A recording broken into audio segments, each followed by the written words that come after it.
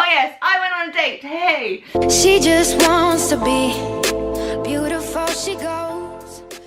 Hello beautiful humans, my name is Paige and welcome back to my channel. Do you like my stylish new glasses? I don't film on my glasses ever, but I got new ones recently and I am feeling so chic that I was just like, do you know what?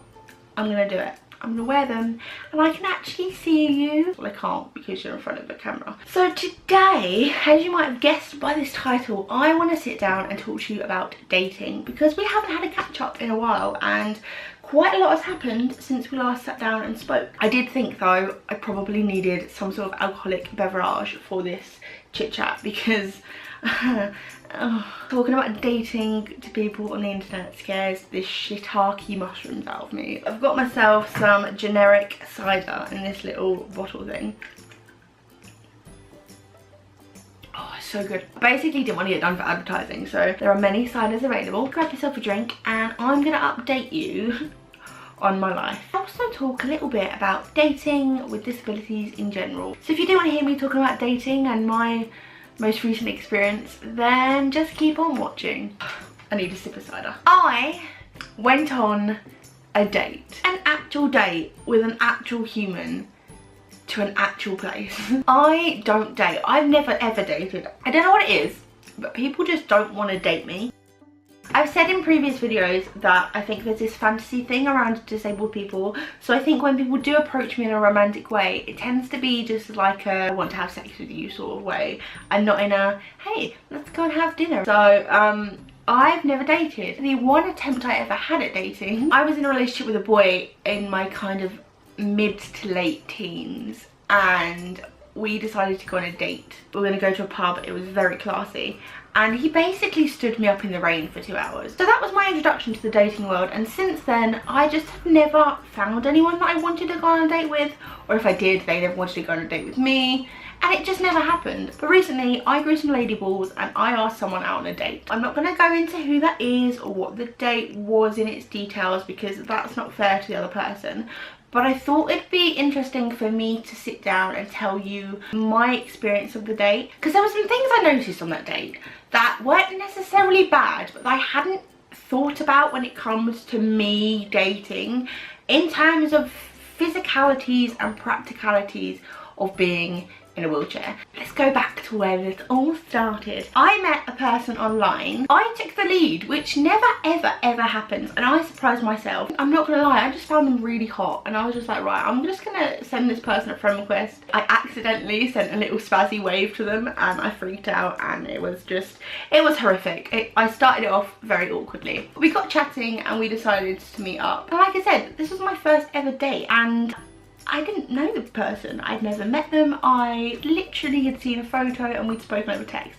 So I was shitting my pants. And I think people could tell because I was on the train travelling up and I must have looked terrified because I just had people come up to me going, are you okay? Do you need anything? You look like you're going to be sick. Can I help you?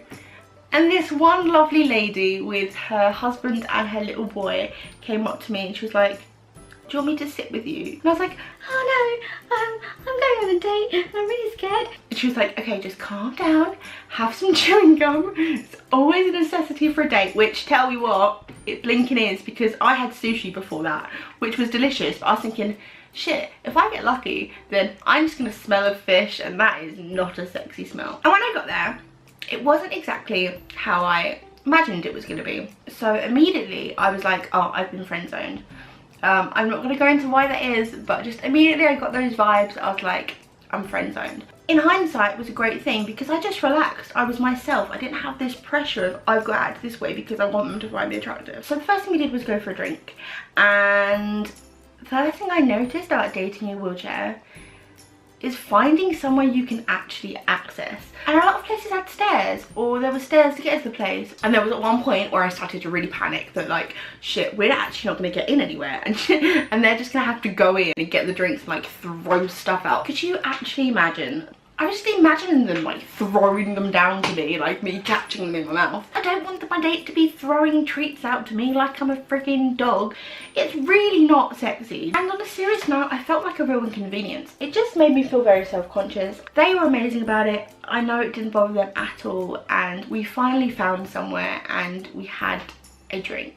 Now, I don't know about you, But I'm feeling 22. but I don't know if any of you out there with cerebral palsy have been in a situation where you are literally staring at a very attractive human being thinking, okay, have to be cool, have to be cool, have to be cool, and your CP just goes, no, we're gonna flip out, we're gonna have a moment, we're gonna spaz out absolutely everywhere because you are completely nervous to fuck.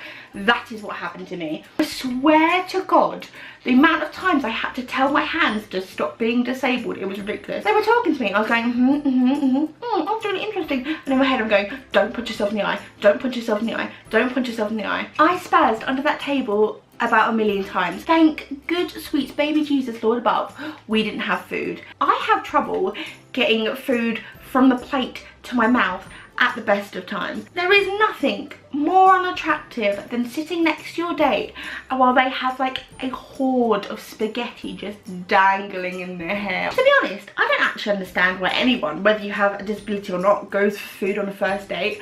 How is it? Why do you think that's a good idea? Why? I have so many reasons wrong with going for food for a first date. Eating something like spaghetti is stressful enough as it is without having the thought of, oh my God, this person is really hot and they're looking at me directly in the face and I could literally catapult a string of spaghetti at them anytime. Depending on where you go, you've then got two etiquettes you have to deal with.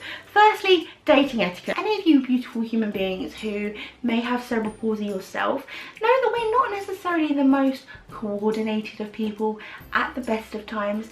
And when we're put in a high pressure situation, that gets 1,000,000 times worse. I was living in constant fear that I was gonna chuck a full drink over this poor beautiful human in front of me. Apart from throwing a drink over that person's face, there is also a real possibility, especially if you're eating dinner, that you will end up with food either all over you or all over them. And that's not sexy. I can assure you, there is nothing sexy about whipping out a baby food catcher in the middle of the day. Secondly, table etiquette. Say they take you to a really lovely restaurant and you know you're not prepared for a really lovely restaurant and all of a sudden you're thrown into the situation where you have to be not only physically acceptable but also socially acceptable. Any table when there's more than one knife and fork, I'm out. I resign. I have hand coordination issues. Why would you do that to me? Why would you send my brain into more of a fucking panic than it already is? I don't get it. I literally don't get it. Thankfully we didn't. We went for drinks. I then, because I'm very unorganised, missed my last train back to my friends. Yes, I got there late because all the trains had broken down, so I was there like 3 hours too late. Great start. I know I'm definitely the one for them. I only realised about 10 to 10 that the last train leaving Southampton, which is where I was at 10 o'clock on a Saturday. Whose last train leaves on a Saturday at 10 o'clock? What are you doing to me? So I went back, I told this person, I was like, look, this isn't me trying to be like, let me stay the night. They didn't. But literally my last train isn't here. So they're like, okay, do you want to go clubbing? Yes, I do. Yes, I do. Yes, I do. I ended up at a club on my first date. Thank you. I will take a bow now. That is what I know. Oh, it was a surprising turn of events, and it also led to another issue which I realised: disabled friggin' taxis. The place we were at versus the place we wanted to go was about a half-an-hour walk. So we were like, ring a taxi. I only need a disabled taxi, so you wouldn't think it'd be that hard, would you? I'm gonna drink some more. Well, I hate to tell you, it's not that easy. We rung up, I don't know, 6 taxi cabs, 6 taxi companies, all of which said they don't cater for wheelchairs. Excuse me? Literally, excuse me? You don't cater for wheelchairs. I just thought how ridiculous that in the 21st century, wait, we are the 21st century, right? That we can still have a transport system that doesn't cater for wheelchairs. What are you, a fucking Flintstones car? So We get to the bar and we order a drink, and I'm like, right Paige, you're here, you're ready, you are on, you're looking hot. This is when you turn on your inner sex god. I really don't have an inner sex god. She left, or she died. Anyway, I read somewhere 2 flirting techniques. Let me come close and make eye contact with you. So you're meant to look the person dead in the eye. You're meant to look at them in triangles, so from their eyes to the lips. I think I went boss-eyed.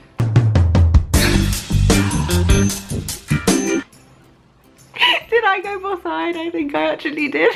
The second one goes as follows. Giggle and flick your hair. If you can flick your hair accurately with cerebral palsy and not 1, hit yourself in the face, or 2, get food in your hair, I bow down to your greatness. And how is that sexy if I came up to you like, hey, hey.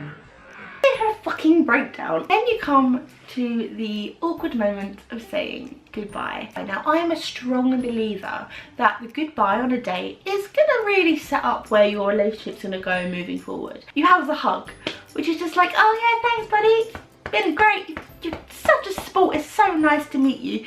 Yeah, we're gonna be really good friends. And also, hugs really tend to be difficult when you're in a wheelchair. It's not as bad if the other person isn't, but you feel like an actual child saying goodbye to their mother, like, bye, it's been such a great time, oh my god, I know. You feel like an absolute muppet. But then, the step up from that is the first kiss. Now, I'm gonna say, we didn't kiss on this date. I was kind of feeling it. I was like, I could actually kiss you right now. However, it just didn't seem right, and I'm not about to throw myself on someone who doesn't really want it. It's a little rapey. But if we had this is how I imagine it would go. I've had some kisses in my time. They've been varying from good to bad to really, really, really please God let me forget this ever happened. They either end up slightly like a baby lizard where they're just kind of too terrified to go in for it and just end up kind of going, oh okay, we gonna kiss, okay, okay, okay.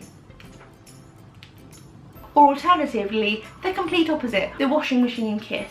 This is the one where there's way too much of this going into that. I find that kissing on a first date is a really risky strategy. Unless you're proper into the person, then go for it. Why not? What have you got to lose? Maybe your dignity and your self-respect. But hey, you might never see the person again. Happy dating. But whatever you do, just enjoy yourself in a date. You're just 2 people on this planet. The worst that can happen is that you come home after a fairly okay evening, you don't see them again, and your life has been made better because then you know what type of person you don't want to date. I'm definitely going to be taking my own advice. I definitely would like to date again, whether it's with this person or if it's not. Honestly, real talk, the person I met is absolutely lovely. They're very open, they're very honest, they're very strong. They're really, really, really, really, really hot, which helps. I think I fucked up a little bit, which is sad. I don't know. I feel like I'm into them a bit more than they're into me. We were talking about meeting up again, but I don't know. Maybe we will, maybe we won't. But hey, that's just how life goes, and you can't win them all. But dating's fun, and I think you should experience it, and experience the type of people you want to date and the type of dates you want to go on, because I feel as much as you're learning about the other person on a date, you're learning about yourself. It was an experience that I hadn't had before, and that I am very grateful to that person for saying yes to and letting me have that experience. And if that's the last time we see each other, then thank you. If not, hi. No, I'm joking. I'm totally joking. And I would love to know your dating mishaps. Are you in a relationship? Let me know. Tell me how to get myself a partner. So if you do have any stories, let me know in the comments down below. I would love to hear them. And if you did like this video, I know it's not been as put together as some of my others. I kind of just wanted to come on here and talk. My other ones I've sort of had more of a framework of what I wanted to say. But this one I wanted to be as authentic as it could be, because I don't know, I feel like dating is an authentic process, and I wanted to be real with you guys. I never want to put anything fake on my channel. I would love to do another one about clubbing, because I feel like that's an issue when it comes to disability. And anything else you guys want to hear my opinion on, then just let me know. And if you haven't and you would like to, then why not subscribe, because genuinely that would be the best thing ever. And I said it once, I said it twice, I'm going to say it a third time. I will keep blinking saying it until I hit 100. I'm nearly at 100 subscribers. If you're sick of me saying it, subscribe. And I've got a giveaway for anyone who's subscribed to my YouTube channel and my Instagram when I hit 100 subscribers. So you can find all those links down below. Hit the subscribe button. There'll also be a video down there which details my giveaway. Go check it out. If you're interested, subscribe, follow me on Instagram. There's loads of pointless shit over there too. As always, thank you so much for watching. I've been me, so please always be you, and I will see you very soon for another video. Bye!